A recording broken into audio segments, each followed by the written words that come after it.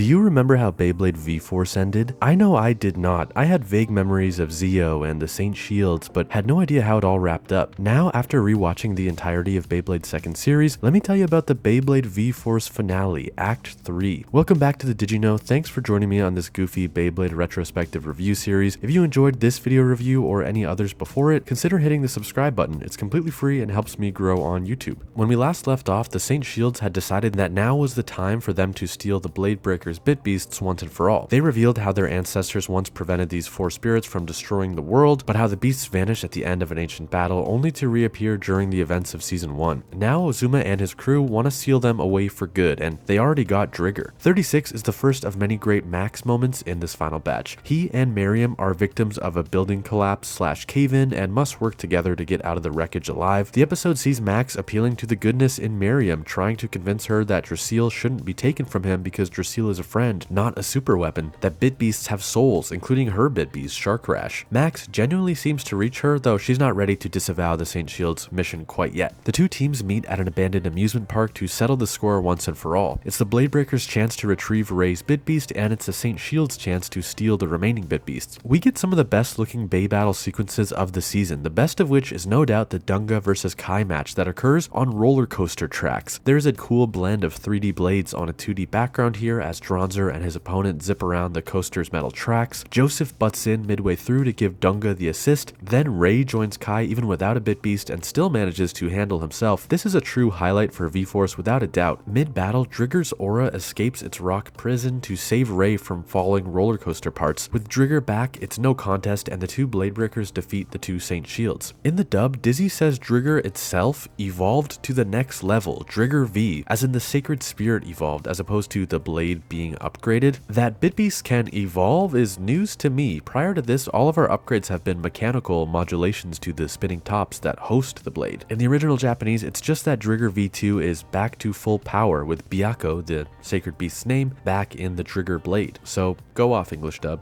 The Miriam and Max battle is solid, tying up their conflict from the building collapse episode. Miriam realizes that her Bit Beast matters to her and begins to empathize with the Blade Breakers who live in fear of having their friend stolen from them. Max wins the day and helps Miriam see her Bit Beast as a friend. Ozuma vs Tyson, the last of these battles, is another stunner visually. It's a fairly traditional battle, at least compared to the roller coaster sequence, but it features impressive 360 camera work by the animation studio. It feels like this production team was learning how to do these 3D battle sequences as the series was going on, and here in the final third of the show, they've gotten really good at 3D battles. Dragoon speaks again like he did in the finale of Series 1, reminding Tyson of their unbreakable bond. Ultimately, Dragoon and Tyson win, and the Saint Shields finally, after 39 episodes, accept that the sacred beasts that once horrified their ancestors are now in the hands of good people. There's something here thematically, maybe, about inherited hatred and moving beyond the sins of past generations that I like. Maybe it's a stretch because I just watched the Digimon Frontier movie and read the Fishman Island arc of One Piece, which both dealt with sins of the past generations, but I liked how this Saint Shield story shook out. And now it's time for the final tournament arc of V-Force, or at least the pre-tournament setup. Zeo comes rushing to the team to let them know about the invite he received to the World Championship. Everything about this upcoming tournament, from its local setting to the 2v2 nature, makes it feel like it's a different tournament, like a regional or a one-off, but both the English dub and the original Japanese version of V-Force insist this is the same tournament from last year, only this year's version. We learn here that Zeo's father is Zagart. In their unbelievable mansion, Zeo overhears Zagart firing Dr. K, the Arukenimon of Beyblade V-Force. His dad reveals a shocking truth to the boy that the audience does not yet get to hear, but we do hear that Zagart wants Zeo to pilot Cerberus, the culmination of Bit Beast experimentation he and his lackeys have been chipping away at all season. Whatever Zagart told Zeo deeply affected him, and he agrees to use Cerberus in the tournament against the Blade Breakers. Here I also want to compliment how excellent the Zeo voice actor's anime screams are. Zeo's actor has a voice made for anime dubbing. The 42nd episode gives us the very late series introduction of King and Queen. Kai is essentially jumped at the beach by a pair of thieves who beat bladers into submission and steal their best parts. Worth noting, Carlos the Blade Shark kinda did this in episode 1 of series 1. K and Q want Dronzer's attack ring, but end up beating Kai so badly that his entire Dronzer fully breaks. Kai comes crawling back to Tyson's house to tell the others. He has this great pouty face I found to be hilarious. In the episode, it's also decided that the Blade Breakers duo pairs for the tournament will be Tyson plus Max and Ray plus Kai. So we get the sweet boys and the bad boys paired up. If I had it my way, I would have loved Max and Kai on a team because I'm still thinking about how good the Max and Kai dynamic was during Series 1. Regardless, these teams are solid and present the possibility of a formal normal, tournament-sanctioned Kai vs Tyson rematch should both Blade Breaker subgroups make it to the finals. In 43, armed with a rebuilt Dronzer, Kai gets his revenge against King and Queen when he stops them from robbing a smaller child. Shaken by their loss, those two link up with Dr. K, who offers to train them and supply them with winning tech. This is cool. I love that after being fired from Zagar, Dr. K is still in the picture, now out for revenge, forming her own team. The tournament is fast approaching and we get a sense of who will be competing. Kane and Jim are back, though Selima and Goki are apparently off teaching kids around the world how to Beyblade. The Saint Shields will be participating as well in groups of 2. King and Queen have also decided to compete with Dr. K backing them. We also get the Central American champions Sanchez and Marco according to the dub. We could have had it where every competing duo was someone we met in V-Force, but perhaps they wanted one random team to make the world feel a bit bigger. With anime tournament arcs, it's kind of a time-honored tradition to have 1 or 2 joke competitors, but Sanchez and Marco border on offensive stereotype and took up space that could have gone to characters we did know, so I think this kind of sucks. Of course, the final pair of competitors will be Zio and his new teammate Gordo, who seems a bit older and is essentially on Zagart's payroll. In the first official match, we witness Zio go against Ozuma and just massacre the poor Saint Shield. It's a terrific looking episode, the best looking since the Max and Jim battle. Outside the official tournament setting, King and Queen butchered Kane and Jim at the beach, and as a result, we're robbed of a real Max and Tyson versus Kane and Jim rematch, which stinks. King and Queen defeat Miriam and Joseph in the ring, ending the Saint Shield's chances in this tournament. It's clear that K and Q weren't playing fair, and Kai says, "They know the limits and how to push them. Those two will do whatever it takes to win." And Tyson replies, "Hey Max, that means you and I have to do whatever it takes to win, even if we have to bend the rules." So once again, cheating is so back. It just wouldn't be V-Force without the good guys embracing a little bit of light cheating. 47 starts with Kai and Ray handily destroying Sanchez and Marco, eliminating this gag duo so that we can get on with the important confrontations, such as King and Queen versus Max and Tyson. Max debuts an updated Draciel V2 in this episode, which I don't really like. Draciel blades are usually such unique, easily identifiable blades across their many iterations, but this is the least interesting looking Draciel yet. It looks like a green Drigger or a green Dronzer, but not really a Draciel blade. I digress. Fighting on behalf of everyone that Queen has hurt up until now, Max pours that responsibility into his blade and shreds Queen's blade into bits. With that, it's Tyson versus King, and when things aren't going King's way, a weird particle blast starts throwing Dragoon off its rotation. Eventually, we identify the cause. It's Dr. B on the rooftop with a sniper rifle that shoots particle beams. This is so crazy, an instant highlight of V-Force for me, just given how absurd this is and how ridiculous she looks up there. King is pissed off with Dr. K wanting to defeat Tyson on his own, so the two bladers team up to incapacitate Dr. K. It's so goofy, a hilarious ending for Dr. K. Inevitably, with the sniper down, Tyson manages to defeat King, securing a path to the finals for him and Max. Then it's time for Ray and Kai versus Gordo and Zio. Gordo versus Ray is first, ultimately landing on a tie. It's not a win, but it keeps Drigger in Ray's blade and means that Kai and Zio's match will decide who advances. In Kai versus Zio, Chief and Dizzy start picking up an odd digital interference that isn't coming from the Bit Beasts and isn't coming from Dr. K, who's been escorted off the roof at this point. We put a pin in that and witness Kai's defeat at the hands of Zio and Cerberus. They take Dronzer away from its blader and rob Ray and Kai of their chance to meet Max and Tyson in the finals. 49 is this calm before the storm, and sadly, it's one last chance for Tyson to be insufferable this season. To be fair, he's scared and he's stressed, but he takes it out on Max, on Hillary, on Ray. We get this truly great scene for Kai and Hillary. Kai is full emo after his loss. Hillary finds him and tells him that he can't just quit when the others need his support. Tyson scopes out the stadium, the setting of the finals after hours, and Kai meets him in the ring for one final training session. This rules. Tyson was lone wolfing it this episode, and here, the true lone wolf of Beyblade teaches Tyson that being a lone wolf is kinda dumb. With both Kai and Tyson back to accepting the support of their teammates, Tyson and Max head into the finals. 2 episodes to go. It's episode 50, Clash of the Tyson, and we have our matchups. Tyson v Gordo, then Max v Zio. We all know it's going to come down to Tyson and Zio, and given that they rushed or cut other battles seemingly for time, part of me wishes we just did Max v Gordo, then Tyson v Zio. Tyson secures a victory against Gordo with his new move, the Hyper Victory Tornado. Then it's time for Zio versus Max, and we get Max going full offense mode. This is not his typical defense and endurance strategy, showing that Max is determined to win for Dronzer. Max's voice actor and Zio's go all out during this battle, letting out intense anime screams that would impress even the cast of Dragon Ball Z. But just when Max starts to get ahead, Zio Cerberus sort of absorbs Dronzer or fuses with Dronzer, following another Kamehameha type blast from Zio. It's all over for Max. Draciel is absorbed, and rounding out the penultimate episode is the big reveal of the series. When Zio lifts his arm, a bunch of mechanical wiring is exposed, revealing that the boy is some kind of robot. Chief tells the others that the digital interference throughout Zio's matches must have been Zio himself. Now, time out here as we discuss the English dub specifically. The English production kind of ruined the impact of this Zio is a robot reveal when they decided in Series 1 to randomly make Tala Cyber Tala. But if you grew up on the English version of Beyblade, Zio being a robot is not that big of a deal because your version of Tyson already battled a Robo-Blader in the last finale. I truly don't know why Beyblade Series 1's English dub added Cyber Tala to the mix. I'm curious if they had any idea that next season would have a Cyber Blader as the series' final boss, or if that was a total accident. Ignoring Cyber Tala's existence, let's get back to the V-Force finale. We finally flash back to the night that Zygarde told Zio a shocking secret, where Zio learned that he's a robot his father built after his real son died in an accident. In the dub, Zygarde promises the boy, quote, "One day, if we can capture the power of the 4 sacred bit beasts, you will become human, my son." The show is running dangerously low on time now, with only about 10 minutes left in the series, but they start flirting with some philosophical ideas about what it is to be human here. Through flashbacks, we see Zio laughing, demonstrating joy, but also rage and all kinds of other emotions. It certainly seems like he is human despite what's on the inside. In the present, there's a final push where the English dub's excellent opening plays over the battle, always hype-inducing. We get an anime screamfest from Zio and Tyson's actors, and then a rather unremarkable finish, the Beyblade equivalent of a sumo bout where Dragoon pushes hard enough that Cerberus loses its footing and slips. There's no Dragoon speaking moment since they used that up in the Ozuma battle, no power of friendship spirit bomb situation. It's just kinda one blade falls down. In a way, this whimper of an ending is brutally honest for how real Beyblade battles often end. One blade just loses momentum and spins out before the other. But I think that's kinda me reaching. I don't actually think this underwhelming final stretch was any kind of meta commentary on real world blading. Sometimes a dud might just be a dud. It's not all bad though. After Max and Kai get their bit beast back, Zio is devastated. Zio goes, "I know what I am, I'm a robot." And Tyson says, "Yeah, so what? What's so wrong with being a little different? There are probably 1,001 things you can do that I could never do. Just because you don't have a pulse doesn't mean we can't be friends." To my surprise, here is Beyblade V-Force delivering a message that isn't just cheating bad. It's okay to be different. So that's a surprise. Not only that, I felt that it was earned and accurate. Zio dreams of being human, but he has been exhibiting human emotions and human behaviors this entire time we've known him. He doesn't need to be like the other kids to be human. But what happens next? Does he stick around with the Blade Breakers? Does he go back to Zygarde? Like literally, what's the next thing that happens after the battle? We don't ever get to find out because V-Force just kinda ends. Tyson monologues about being yourself, how that's what led him to becoming champ, etc. And that's it. Boy, does this show wrap up quickly.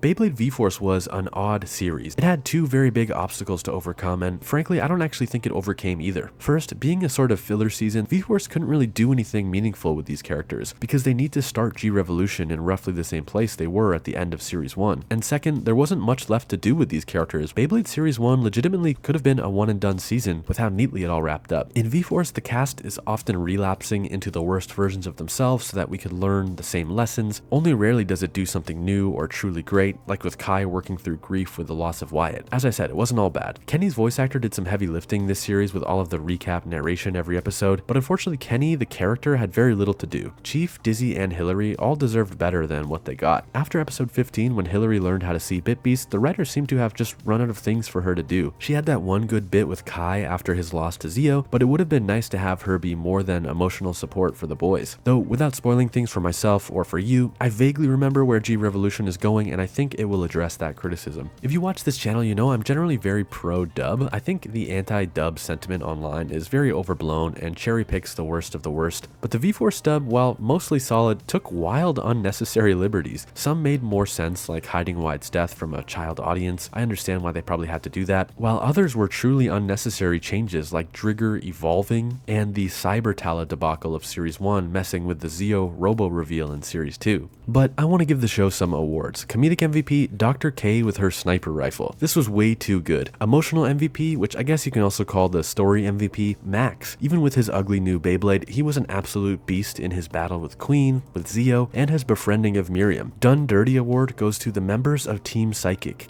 All in all, Beyblade V-Force suffered from remixing and reusing too many of Series 1 Beyblade's concepts. When it did try something new, Kai and Wyatt, the Bit Beast origins, Hillary, often I found it worked, but given it was paving the way for G-Revolution, I suspect they either felt or were told they couldn't shake things up too much so as to make sure everything fit nicely in between the first and third seasons. Even if I prefer 2D battles, even if Tyson was insufferable for 90% of the season, and even though the English dub tripped over itself on more than one occasion, I enjoyed more time with this group of characters. Thank you so much for joining me on this retrospective review. Now that we've worked our way through the first 2 seasons of Beyblade, I guess the next question is, how does Beyblade G-Revolution hold up?